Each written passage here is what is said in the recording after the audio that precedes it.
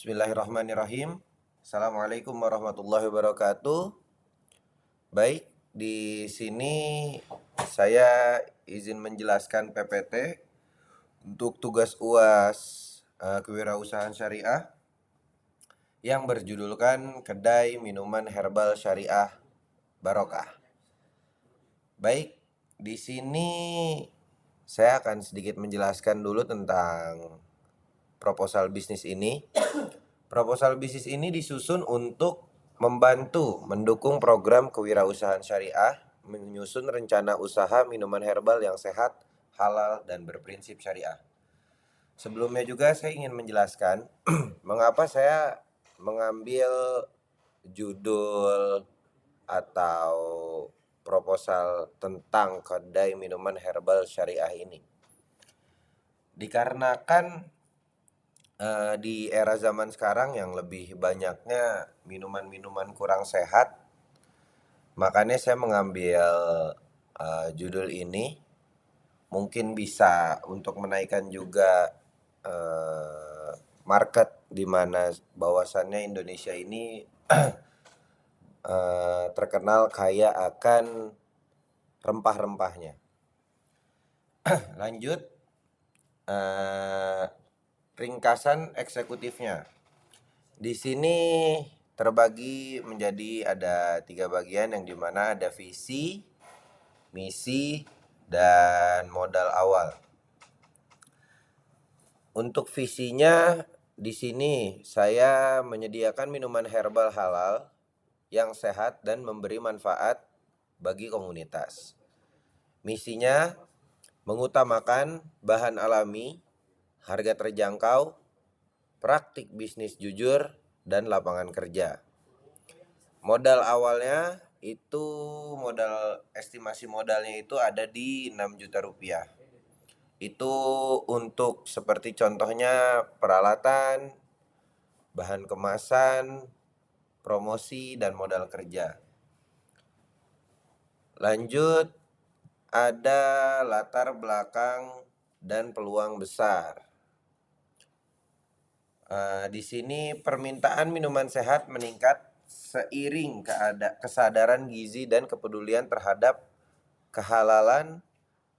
Pasar sasarannya di sini saya marketingnya tentu kepada anak-anak ya, Gen Z, Gen Alpha, seperti pelajar, mahasiswa, dan bonusnya mungkin seperti karyawan dan komunitas hidup sehat.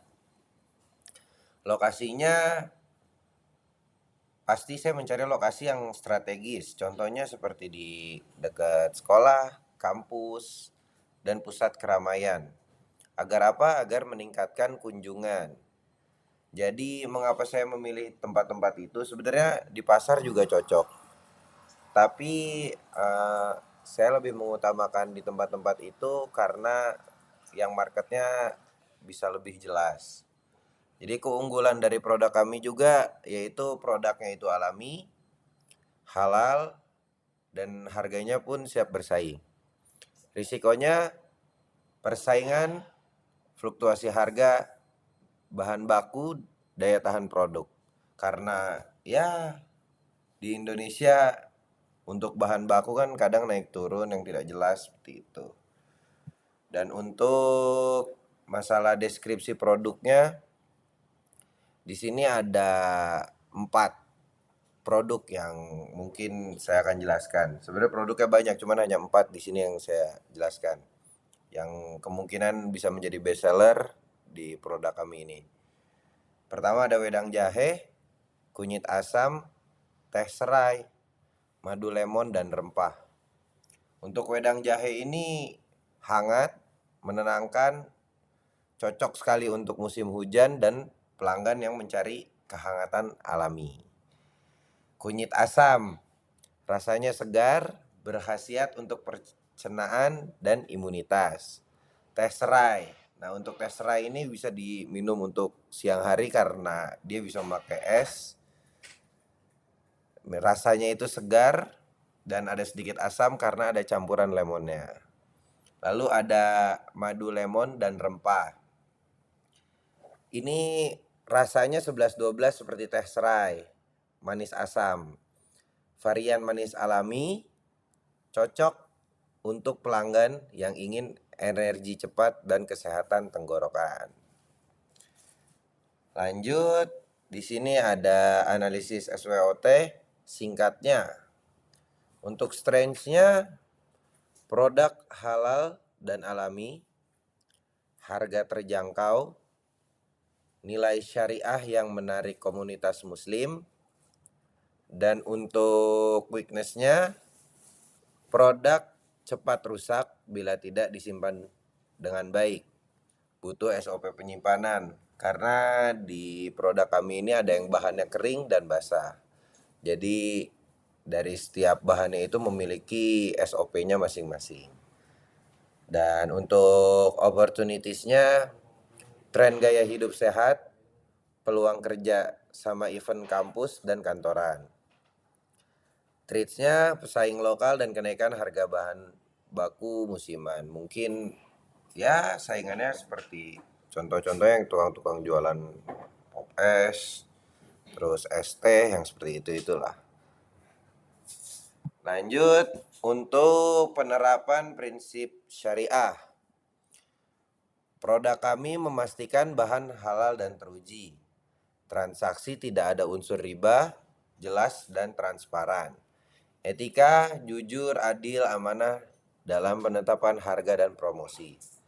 Untuk sosialnya, menyiapkan mekanisme zakat atau infak bila usaha memenuhi syarat. Jadi produk kami ini sudah dipastikan akan terjamin halal karena tidak ada campuran yang aneh-aneh, dan mungkin kita akan mengajukan perizinan juga sudah pastinya. Dan untuk yang masalah sosial ini mungkin itu salah satu seperti nazar saja. Ketika memang terjual produknya sesuai nazar yang kita inginkan, maka kita akan melakukan itu. Lanjut, rencana pemasaran dan operasional.